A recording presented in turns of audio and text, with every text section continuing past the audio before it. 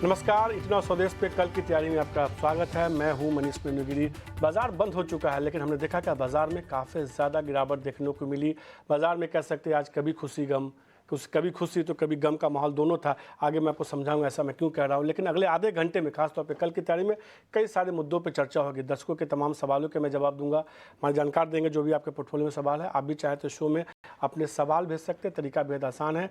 आप जो है आपके पास जो भी सवाल जो भी है वो सवाल जितने क्वांटिटी में आपके पास शेयर हैं, जिस भाव पे खरीदा है, ये तमाम जानकारी आप हमें व्हाट्सअप कर सकते हैं। इसके अलावा आप चाहें तो सोशल मीडिया पेज पे जाइए, ईटी नाउ और ईटी नाउ स्वदेश को आप फॉलो कीजिए ट्विटर और फेसबुक पे, और वहाँ भी आप अपने सवाल भेज सकते हैं। आपको कल की तैयारी लिखनी है और वहाँ आप अपने सवाल भेज सकते हैं। इसके अलावा आप यूट्यूब पे जाके वीडियो देखिए, वहाँ भी कमेंट बॉक्स में आप अपने सवाल भेज सकते हैं। ये नंबर आपके स्क्रीन पे, आप इस नंबर पे अपने सवाल भेज सकते हैं। इसके अलावा केकेटी लिख के जो है आपको सोशल मीडिया प्लेटफॉर्म पे भी तमाम जानकारी, आप अपने सवाल जो भी भेजना चाहते हैं वो भेज सकते हैं। यूट्यूब का मैंने आपको बताया कि शो देखिए कल की तैयारी, कमेंट बॉक्स में अपने सवाल भेज सकते हैं, वहाँ से भी हम उसको सवाल लेंगे। और अगले आधे घंटे में दो जानकार जो हमारी मदद करेंगे वो होंगे राघवेंद्र केडिया। वो हमें बताने की कोशिश करेंगे कि बाजार में आप क्या करना चाहिए। इसके अलावा नितलेश पावस्कर होंगे तनिषा अकेडमी से। इन दोनों से समझेंगे कि बाजार में क्या करना चाहिए, क्योंकि आज देखिए फटाफट मैं बताता हूँ बाजार में हुआ क्या। आज हमने देखा कि बाजार में खराब संकेतों के दम पे शुरुआत गिरावट के साथ हुई और बाजार लगातार कमज़ोर होता गया। एक समय ऐसा आया कि निफ्टी ने 19,432 का लो बनाया। हालांकि वहां से फिर हमने देखा कि निफ्टी में एक पुलबैक रैली देखने को मिली। कह सकते हैं कि रिकवरी देखने को मिली, रैली तो नहीं कह सकते, रिकवरी देखने को मिल सकता है। तो निचले स्तरों से कह सकते हैं कि निफ्टी में 100 अंकों की जो है रिकवरी देखने को मिली है। हालांकि कल के हिसाब से देखेंगे तो 200 पॉइंट नीचे बंद हुआ है निफ्टी। और नज़रिया का बात है कि आप ये सोच के चले कि चलिए कम से कम आज हम वापस से 19,500 के ऊपर बंद होने में कामयाब हो गए। जिस तरह से हमने देखा कि लास्ट के आधे घंटे में रिकवरी देखने को मिली, वो कहीं ना कहीं संकेत दे रहा है कि हो सकता है बाजार यहाँ से थोड़ी फिर से एक मुनाफा वसूली के बाद मजबूती दिखाए या थोड़ी सी थोड़ा और आगे बढ़ता हुआ दिखे। बैंक निफ्टी में भी कमोबेश यही ट्रेंड देखने को मिला। 45,000, हालांकि फाइनल जो क्लोजिंग हो रही है 45,000 के आसपास हो रही है। एक समय ये 45,000 के नीचे काफ़ी चला गया था, लेकिन वापस से वहाँ से संभला 44,720 से तक चला गया था, लेकिन वहाँ से वापस से संभला और वहाँ से थोड़ी रिकवरी देखने को मिली। बैंक निफ्टी के करीब 1100 शेयर थे, एक समय 12 शेयर में दबाव देखने को मिला था। हालांकि बाद में थोड़ी रिकवरी देखने को मिली और 1100 शेयर हुए जो लाल निशान पर बंद हुए। एक कह सकते हैं कि यूएस स्मॉल फाइनेंस बैंक है जहाँ पे थोड़ी सी मजबूती देखने को मिली। आज तमाम दिग्गज स्टॉक्स देखिए, वहाँ सीधे तौर पर दबाव देखने को मिल रहा था। अगर निफ्टी के टॉप गेनर स्टॉक्स को देखिए, जिसने आज निफ्टी के तमाम गिरावट को थोड़ा सा थामने की कोशिश की, तो उससे लगेगा कि कहीं ना कहीं उन सेक्टर्स में खरीदारी देखने को मिल रहा था जो थोड़े तौर पे जिसके बारे में डिफेंसिव माना जाता है, जिनके बारे में माना जाता है कि हाँ अगर गिरावट आए तो ये शेयर ऐसे होते हैं जो आपके पोर्टफोलियो को बचाते हैं। इसलिए आज देखिए निफ्टी का टॉप गेनर जो शेयर था डीवीज लैब था, वहाँ मजबूती देखने को मिली, 1.5 से 2% की मजबूती देखने को मिली। नेस्ले देखिए एफएमसीजी कंपनी, वहाँ खरीदारी देखने को मिली। इसके अलावा एचयूएल देखिए, वो भी एफएमसीजी कंपनी, वहाँ मजबूती देखने को मिली। और एक कंज्यूमर कह सकते हैं कंज्यूमर सेगमेंट से जुड़ी कंपनी एशियन पेंट, वहाँ थोड़ी मजबूती देखने को मिली। टेक महिंद्रा एक आईटी सेक्टर में ऐसा शेयर था जहाँ मजबूती देखने को मिली। आज निफ्टी में सबसे ज़्यादा दबाव कहाँ देखने को मिला, जिसने बाजार के मूड को बहुत बिगाड़ा। खासतौर पर मेटल एक ऐसा सेक्टर था जहाँ काफ़ी तेज़ दबाव देखने को मिला। ऑटो में दबाव देखने को मिला। लगातार हम देख रहे हैं कि दूसरा दिन था जब हीरो मोटरकॉर्प जैसे स्टॉक्स में दबाव देखने को मिला। इसके अलावा आप देखिए आज के ट्रेड में टाटा मोटर्स हो, बजाज फिनसर्व जैसे स्टॉक्स हैं, वहाँ दबाव देखने को मिला। एल&टी माइंट्री देखिए, वहाँ भी थोड़ा दबाव बनता हुआ दिखा। तो कमोबेश ये कह सकते हैं कि बाजार लगातार तेजी के बाद जो अटक रहा था, आज वो जो है कहीं ना कहीं नीचे की तरफ ब्रेकडाउन करता हुआ दिखा। लेकिन इन तमाम नेगेटिव में मुझे एक पॉजिटिव जो समझ में आता है कि हमने निचले स्तरों से थोड़ी रिकवरी दिखाई, 100 अंकों की रिकवरी दिखाई। फाइनली जो 19,500 के ऊपर बंद होने में कामयाब हो गए। नितलेश, इसे कैसे देखते हैं? क्या आप पॉजिटिव देखेंगे कि लगातार तेजी के बाद एक मुनाफा वसूली हुई है और थोड़ी रिकवरी निचले स्तरों से देखने को मिली, या आपको लगता है कि नहीं अभी तो कल एक्सपायरी है और पेन बाकी है?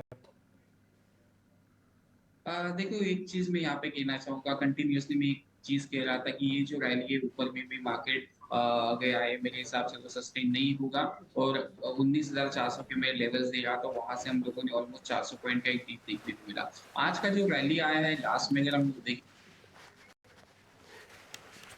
100 पॉइंट का, तो उसको मैं डेड कैट बाउंस की तरह ही देखूंगा। और वहां से मुझे लग रहा है कि 400 एक मेक और ब्रेक लेवल था, उसी यहाँ से मार्केट ने क्या किया है, सपोर्ट किया है। तो ऑलमोस्ट मुझे लग रहा है कि ये जो बाउंस आया है, ये बाउंस भी थोड़ा-सा कल सेलिंग में ही कन्वर्ट होगा। अगर फ्लैट ओपनिंग होता है, तो वहाँ पे भी सेलिंग देखने को मिलेगी। आज हमें यूएस मार्केट को देखना पड़ेगा, वहाँ पे कैसे डैमेज होता है। अगर वहाँ पे भी सेल ऑफ कंटिन्यू होता है, तो कल हम लोग अपने मार्केट में भी एक बिकवाली का प्रेशर देख सकते हैं। बैंक निफ्टी में 44,800 मेक और ब्रेक लेवल है।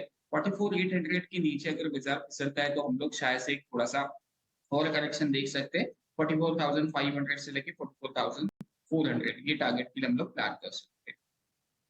तौर पे ये मानते हुए निखिलेश कि हाँ हो सकता है थोड़ा सा यहाँ से रिकवरी और देखने को मिले। और फटाफट सवाल जवाब के सिलसिला को शुरू करते हैं बिना देरी किए हुए। जो पहला सवाल है ये इन्फोसिस पे पूछ रहे हैं हमारे जो हैं गेस्ट, हमारे जो दर्शक हैं। कुलदीप सिंह का ये सवाल है, दिल्ली से इन्होंने पूछा है। इन्फोसिस के 1030 शेयर के पास है, 1333 के अभाव पे वो जानना चाहते हैं कि क्या करें शेयर में। राघवेंद्र, क्या रहा इन्फोसिस पे? स्टॉक तो लगातार अंडर परफॉर्म कर रहा है, नतीजे भी हम देखने लगातार दूसरी स्थिति में आई थी जब नतीजे खराब देखने को मिले हैं। Good afternoon. हमें लगता है for IT sector worst is over. Specifically Infosys का जब क्वार्टरली रिजल्ट आया, स्टॉक काफी डाउन था और पूरे मार्केट को भी डाउन लेके गया उस दिन। बट अभी यहाँ से और डाउनसाइड नहीं लगती है। जो ये बायर है, इनके बाइंग प्राइस से काफी करीब है इन्फोसिस, इनफैक्ट थोड़ा सा ऊपर ही है, तो ये होल्ड करिए। यहाँ से आगे के क्वार्टर्स अच्छे रहेंगे।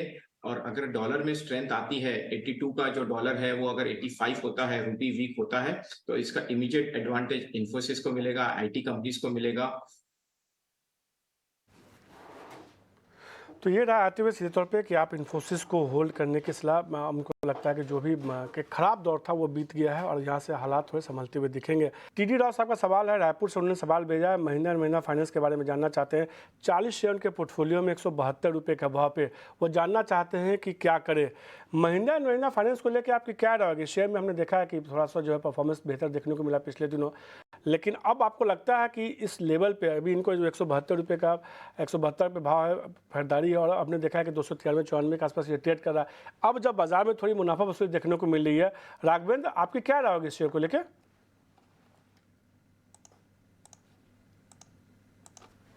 महिंद्रा फाइनेंशियल्स यहाँ से भी काफी अच्छा लगता है। ओवरऑल अगर आप बैंकिंग सेक्टर के और एनबीएफसीज के रिजल्ट देखेंगे तो इनके क्वार्टरली रिजल्ट्स काफी अच्छे थे।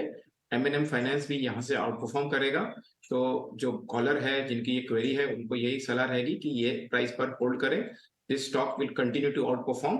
क्रेडिट ग्रोथ जो होगी इंडिया में, उसका ये इमीडिएट बेनिफिशियरी रहेगा। So continue holding M financials even at current levels, ride on your profits. ये रहा आते हुए सीधे तौर पे महीना फाइनेंस होल्ड करने की सलाह इस लेवल पे भी है। हमने कई स्टॉक्स की चर्चा की है, बाजार के बारे में आपको बात की, लेकिन अब बात करते हैं कल के कुछ ऐसे बड़े ट्रिगर्स की जिसका असर बाजार पे देखने को मिल सकता है। और कल जो है कई दिग्गज कंपनियों के नतीजे भी आने वाले हैं। किन कंपनियों के नतीजे आने वाले हैं और कल के लिए क्या बड़े ट्रिगर्स है, बताने के लिए हमारे साथ वामाक्षी जुड़ चुकी है। वामाक्षी, कल के लिए क्या बड़े ट्रिगर्स है? जी बिल्कुल, शुरुआत करते हैं हम कुछ इंपॉर्टेंट ग्लोबल क्यूज़ के साथ। तो कल का सबसे इंपॉर्टेंट क्यू रहेगा यूके की तरफ से आने वाला bank of England rate decision. इसके अलावा S&P ग्लोबल कंपोजिट PMI और सर्विसेज PMI रिपोर्ट होगा भारत, US और यूरोजोन की तरफ से। और US की तरफ से इनिशियल जॉबलेस क्लेम्स भी कल आने हैं, तो इस पर हमारी नज़र ज़रूर बनी रहेगी। ग्लोबल अर्निंग्स के लिहाज से अमेजॉन और नोवेलिस फोकस में रहेंगे, खासकर नोवेलिस क्योंकि ये हिंडाल्को की एक मटीरियल सब्सिडरी है।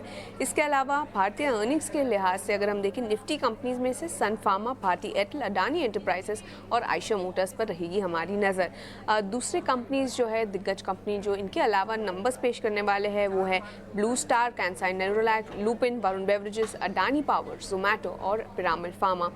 कॉर्पोरेट फ्रंट पर अगर हम देखें, काफ़ी एक्शन है, कल वीकली एक्सपायरी है। इसके अलावा blue star, Hindustan construction company, ये दोनों ही स्टॉक्स हमारे रेडार पर रहेंगे क्योंकि दोनों ही कंपनी की बोर्ड की बैठक होने जा रही है फंड रेजिंग को लेकर। आईपीओ एक्शन के लिहाज से SBFC फाइनेंस लिमिटेड का IPO कल खुलने जा रहा है, तो हमें इस पर भी अपनी नज़र ज़रूर बनाए रखनी होगी। तो लार्जली ये सारे इंपॉर्टेंट इवेंट्स जो आपके रेडार पर होने चाहिए कल के ट्रेडिंग सेशन के लिए। तो नतीजों के लिहाज से कल का दिन काफ़ी अहम है। डाबर, सन फार्मा जैसे कई कंपनियों के नतीजे आने वाले, इसके अलावा आयशा मोटर के भी नतीजे आने वाले। देखना होगा इस नतीजे कैसे रहते हैं, क्योंकि इस क्वार्टर में हमने देखा था कि दूसरे गाड़ी कई जो है ऑटो कंपनी है, चाहे बजाज ऑटो, हीरो मोटर हो, उनके कई सारे लॉन्चेज हुए थे, उसका कितना असर देखने को मिलता है नतीजों में। वैसे नतीजे क्या रह सकते हैं, ये बताने के लिए हमारे साथ सृष्टि जुड़ चुके हैं। सृष्टि, क्या उम्मीद करें इस क्वार्टर में कंपनी के नतीजे को लेकर?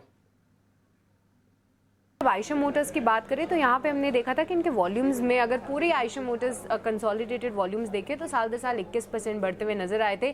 यहाँ पे अगर रॉयल एनफील्ड के आप वॉल्यूम्स देखेंगे तो तिमाही दर तिमाही एक गिरावट ज़रूर हुई है 4% की, पर आयशर मोटर्स VECV के वॉल्यूम्स में काफ़ी कटौती हुई है 26% की। अगर इसके पूरे नंबर्स देखें हम कंसोलिडेटेड बेसिस पे तो वहाँ पे हम देख रहे हैं कि इनकी जो आय है वो तिमाही दर तिमाही करीब 6% बढ़ती हुई नज़र आनी चाहिए। EBITDA में भी करीब 5.5% की बढ़त की उम्मीद है। मार्जिन जो है बहुत ज़्यादा वहाँ पे रिकवरी की उम्मीद इसलिए नहीं है क्योंकि रॉयल एनफील्ड की वॉल्यूम्स में डोमेस्टिक पुश तो ज़रूर था, पर साल दर साल इनके एक्सपोर्ट्स कम होते हुए नजर आए, तो प्रोडक्ट मिक्स बहुत ज़्यादा फेवरेबल नहीं है। और साथ ही जो इनके हंटर है उसकी ज़्यादा बिक्री हुई है, जो कि एक लो कॉस्ट थोड़ी इनके पूरे प्राइस रेंज में थोड़े निचले स्तर पे आती है, तो इसके चलते जो है इनके प्रोडक्ट मिक्स बहुत अच्छा नहीं बताया जा रहा है, जिसके चलते रॉयल एनफील्ड के मार्जिन्स भी सपाट रहने की उम्मीद है और साथ ही आयशर मोटर्स कंसोलिडेटेड बेसिस की भी। आयशर मोटर्स VECV के जो मार्जिन्स है वो गिरते हुए नजर आ सकते हैं, 8% वो आंकड़ा हम लगा के चल रहे हैं। पर इसके अलावा आने वाले समय में डिमांड ट्रेंड किस तरीके का है, एक्सपोर्ट्स को लेकर क्या कंपनी की क्या कमेंट्री है, और खास तौर से जो नए एंट्रेंस आए हैं प्रीमियम बाइक में उसमें कंपनी किस तरीके से अब अपना मार्केट शेयर गेन करने की कोशिश कर रही है, ये सारी कमेंट्री पे भी हमारी नजर रहेगी। शुक्रिया श्रेष्ठी ये तमाम जानकारी देने के लिए। आयशर मोटर पर राघवेंद्र क्या राय होगी? हमने देखा था पिछले दिनों शेयर में बहुत तेज़ गिरावट देखने को मिली थी, जब ये शेयर जो है करीब 3400-3500 के जोन से फिसल के 3000 के आसपास आ गया था, फिर एक थोड़ी रिकवरी देखने को मिली। आयशर को लेकर खासतौर पर आपका क्या नज़रिया है यहाँ से? जो जून के नंबर्स आए हैं, सॉरी जुलाई के जो नंबर्स आए हैं वो तो काफी ठीक रहे हैं, और अर्निंग को लेके एक ऑटो स्पेस में एक नया कंसर्न जो आया है सभी कंपनीज में, वो आयशर में भी रहेगा कि रेवेन्यू ग्रोथ तो हो रही है, सेल्स ग्रोथ हो रही है, बट मार्जिन कॉन्ट्रैक्शन हो रहा है क्योंकि कंपटीशन बहुत इंटेंस हो रही है। Specifically on the export side also इनके एक्सपोर्ट के नंबर्स इतने एनकरेजिंग नहीं है। एक्सपोर्ट ऑर्डर्स में भी they are competing with Indian companies and other companies exporting in same geographies. So ये एक ट्रेंड दिख रहा है ऑटो स्पेस में, तो इसके चलते आयशर मोटर को एक बार फ्रेश बाइंग नहीं करनी चाहिए। स्टॉक काफी एक्सपेंसिव है, मार्केट अगर करेक्ट होता है तो ये ज्यादा करेक्ट होएगा। So let us wait for better entry levels, एक वेट एंड वॉच पॉलिसी रहनी चाहिए, बाय ऑन डिप्स का अप्रोच रहना चाहिए। इस लेवल पर ये एक स्टॉक बाय नहीं बनता है आयशर मोटर्स। आयशर मोटर से दूरी बनाने की सलाह देते हुए राघवेंद्र, अगर यहाँ से गिरावट थोड़ी आती है शेयर में फिर आप खरीदारी करके चल सकते हैं, मौजूदा स्तर पे अभी खरीदारी करने की सलाह बिल्कुल नहीं है। कुछ सवाल और लेते हैं। अनुराग महेश्वरी जी का सवाल है, सहारनपुर से उन्होंने सवाल भेजा है। भारत वायर के बारे में वो जानना चाहते हैं। उनके पास 300 शेयर है 126 रुपये के भाव पे, लंबी अवधि के निवेशक है, क्योंकि इस शेयर में हमने देखा है कि लगातार एक तेजी का रुझान देखने को मिला है बीते 3-4 महीनों में। भारत वायर्स को लेकर क्या राय होगी नीतीश आपकी? देखिए स्टॉक एक अच्छा खासा फॉर्मेशन में चल रहा है, ब्रेकआउट के ऊपर ब्रेकआउट दे रहा है, तो मेरे हिसाब से अगर आप लंबी अवधि की निवेशक हो और आपका लेवल भी अगर 125 का आप मेंशन कर रहे हो, तो मेरे हिसाब से आप इसमें बने रह सकते हैं जब तक ये काउंटर 180 185 के नीचे क्लोजिंग नहीं देता है वीकली, तब तक आप पोजीशंस को क्या कर सकते हो, होल्ड कर सकते हो। आते हुए भारत वायर पे जो अगला सवाल है भारतीय एयरटेल पे, नरेश कुमार जी का सवाल है, चंडीगढ़ से उन्होंने सवाल भेजा है। उनके पास 96 शेयर है 822 रुपये के भाव पे, 2 महीने के नज़रिए से जानना चाहते हैं। कल नतीजे भी आने वाले हैं, क्या राय होगी राघवेंद्र भारतीय एयरटेल को लेकर आपकी? भारतीय एयरटेल का जो आरपू है, रेवेन्यू पर यूजर, वो स्लाइटली बढ़ता जा रहा है। लास्ट 3 क्वार्टर्स का आप देखेंगे तो ये एक पॉजिटिव ट्रेंड है। इसका अफ्रीका बिजनेस काफी अच्छा कर रहा है। जो भारतीय मनी है वो अफ्रीका में काफी प्रोमिनेंट है, और that is also one big benefiting factor for भारतीय एयरटेल। और इंडिया में भी स्पेसिफिकली अभी ज्यादा प्लेयर्स बचे नहीं हैं, टेलीकॉम स्पेस कंसोलिडेट हो गई है, जियो, वोडाफोन आइडिया और भारतीय एयरटेल, ये 3 बिग प्लेयर्स हैं। तो ऐसे स्पेस में भारतीय एयरटेल का यूजर बेस बढ़ेगा, रेवेन्यू पर यूजर बढ़ेगा, और ये एक slow and steady up move रहेगा। सो ये स्टॉक, दिस भारतीय Airtel could be a portfolio stock, continue holding this stock, this is a good stock for long term investment. और भी एक ऐसा शेयर है जिसको आप इसको होल्ड करके चल सकते हैं, पोर्टफोलियो में बना कर रखे शेयर में। वैसे कल नतीजे आने वाले हैं भारतीय एयरटेल के, कैसे नतीजे आएंगे समझते हैं स्वामित से। स्वामित, कैसे नतीजे आने वाले हैं भारतीय एयरटेल के? अगर कंसोलिडेटेड बेसिस पे देखें तो भारतीय एयरटेल के नंबर्स थोड़े बहुत म्यूटेड एक्सपेक्टेड है। रेवेन्यू ग्रोथ सिर्फ 2% की एक्सपेक्टेशंस है compare to previous quarter. EBITDA growth करीब 3% के आसपास आ सकता है। मार्जिन का नंबर 52.3% और नेट प्रॉफिट अगर हम देखें तो वहाँ पे एक 5% का डिक्लाइन एक्सपेक्टेड है एनालिस्ट को। बट जो भी ग्रोथ हमें रेवेन्यू और एबिटा फ्रंट में देखने को मिल रहा है कंसोलिडेटेड बेसिस पे, वो largely India mobile business led होगा। इंडिया मोबाइल बिजनेस का रेवेन्यू और एबिटा 3% ग्रो करने की एक्सपेक्टेशंस है और इसमें जो ग्रोथ है वो सब्सक्राइबर बेस हायर होने के कारण और आरपू नंबर हायर होने के कारण होगा। अभी सब्सक्राइबर बेस की अगर हम बात करें तो वहाँ पे करीब 33.76 करोड़ की एक्सपेक्टेशंस है एनालिस्ट को। पिछले क्वार्टर ये नंबर करीब 33.5 करोड़ का था और जो भी सब्सक्राइबर बेस का ग्रोथ होगा इस क्वार्टर में वो सबसे स्लोएस्ट होगा पिछले 3 क्वार्टर में। अब आरपू का जो नंबर है वो करीब 2.4% हायर है, करीब 198 के आसपास एक्सपेक्टेशंस है स्ट्रीट को। और जो भी ग्रोथ आरपू में देखने मिल रहा है वो कस्टमर प्रीमियमाइजेशन, मतलब 2G कस्टमर्स जो 4G में मूव हो रहे हैं उनके कारण, स्ट्रॉन्ग पोस्टपेड सब्सक्राइबर एडिशंस के कारण और फुल इंप्लीमेंटेशन जो है मिनिमम टैरिफ हाइक का जो कंपनी ने 4th क्वार्टर में इनिशिएट किया था, इन सब कारणों के वजह से अगर आप देखेंगे तो आरपू नंबर 2% से बढ़ के आ सकता है। उसके अलावा अगर बाकी बिजनेस सेगमेंट्स की बात करें तो ब्रॉडबैंड और एंटरप्राइज बिजनेस में रेवेन्यू ट्रैक्शन रोबस्ट आने की एक्सपेक्टेशंस है, जबकि डीटीएच बिजनेस की अगर हम बात करें तो वहाँ पे ग्रोथ लगभग फ्लैट ही आएगा। अब एयरटेल अफ्रीका ने नंबर्स अपने कुछ दिन पहले ही रिपोर्ट कर दिए थे और नंबर्स काफ़ी स्ट्रॉन्ग थे, बट कंसोलिडेटेड बेसिस पे एक इम्पैक्ट देखने को मिल सकता है क्योंकि नायरा करेंसी में डिवैल्यूएशन देखने मिला था। अब अर्निंग्स के अलावा किन चीज़ों पर ध्यान रखनी होगी, पहले तो मैनेजमेंट की क्या कॉमेंट्री आ रही है टैरिफ हाइक को लेके, आगे चल के उनका क्या रिस्पॉन्स है जियो भारत फ़ोन को लेके, कैसे मार्केट शेयर शिफ्ट हो रहा है इंडस्ट्री में, 5G के लिए कैसा ट्रैक्शन देखने मिल रहा है और आगे जाके उनका कैपिटल एक्सपेंडिचर प्लान क्या है, इन चीज़ों पे ध्यान रखनी होगी भारतीय एयरटेल के अर्निंग्स में। सीधे तौर पे बहुत बड़ी ज़्यादा उम्मीद तो नहीं है इस क्वार्टर में, लेकिन देखना होगा कल कैसा शेयर जो है नतीजों के बाद परफॉर्म करता हुआ दिखता है। शुक्रिया स्वामित शेयर को बताने के लिए। वैसे राघवेंद्र ने बताया कि आपके पोर्टफोलियो में भारतीय एयरटेल है तो निश्चित रूप से शेयर को होल्ड कीजिए इस भाव पे। कुछ और भी ऐसे शेयर हैं जो राघवेंद्र और नितलेश के रडार पे हैं। बात करते हैं वीआईपी स्टॉक्स की।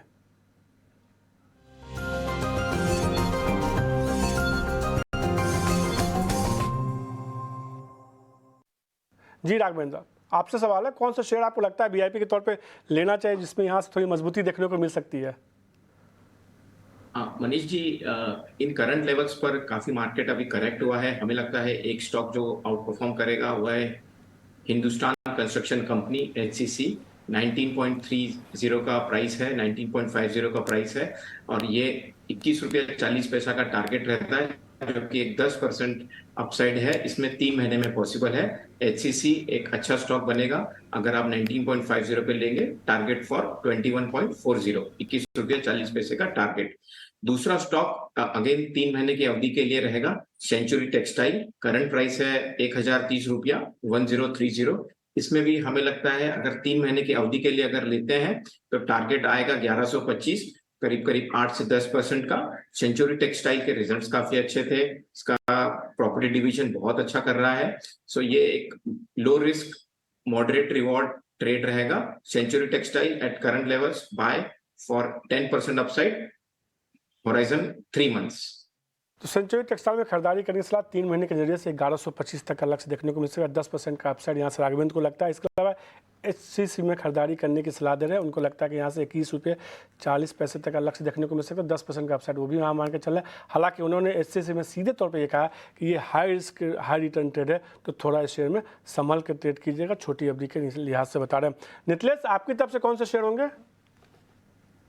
देखिए, दोनों काउंटर जो होंगे वो मेरे सेल होंगे। मैं थोड़ा सा ट्रेडिंग बेट के ऊपर चलना पसंद करूंगा। टीवीएस मोटर मेरा पहला सेल कैंडिडेट होगा। इसमें 1380 के आसपास हम लोग बिकवाली का प्लान करेंगे। डेली चार्ट के ऊपर अगर हम लोग देखेंगे तो डबल टॉप का फॉर्मेशन है। कल अगर गैप ओपनिंग होता है और 1380 के नीचे अगर ट्रेड करता है तो तभी हमें इसमें क्या करना है, बिकवाली करना है। 1400 रुपए का स्ट्रिक्टली स्टॉप लॉस मेंटेन करना है और पहला टारगेट होगा 1340 रुपए का। और दूसरा जो काउंटर है वो मिला होगा डॉक्टर रेड्डी का। डॉक्टर रेड्डी के चार्ट में अगर हम लोग देखेंगे तो कंटिन्यूअसली एक ट्रेंड लाइन को सपोर्ट कर रहा है आवरली चार्ट के ऊपर, और मुझे लग रहा है कि ये ट्रेंड लाइन कल ब्रेक डाउन होगी और यहाँ से हमें एक डाउनसाइड मोमेंटम देखने को मिल सकता है। ये जो मेरा ट्रेड है वो पोजिशनल होगा, 5300 का टारगेट होगा और 5730, मतलब यहाँ पे अगर रिस्क रिवॉर्ड रेशियो देखेंगे तो 1:4 के आसपास का रिस्क रिवॉर्ड रेशियो बैठ रहा है। और यहाँ पे मैंने कॉल ऑलरेडी क्लाइंट्स के साथ ये लेवल्स डिस्कस किए हुए एज ए डिस्प्ले। ये राय आती है सीधे तौर पे कि डॉक्टर एडीज में बिकवाली का चलिए 5300 तक का टारगेट देखने को मिल सकता है, 5730 का, लेकिन आपको इस शेयर में निश्चित रूप से स्टॉपर्स लगाना है। नितलेश और आगबेंद, आपका शुक्रिया 89 स्वदेश को समय देने के लिए और कल की तैयारी में कई सारे शेयरों पर चर्चा करने के लिए। कल की तैयारी में आज के लिए इतना ही, मुझे दिए इजाज़त, नमस्कार।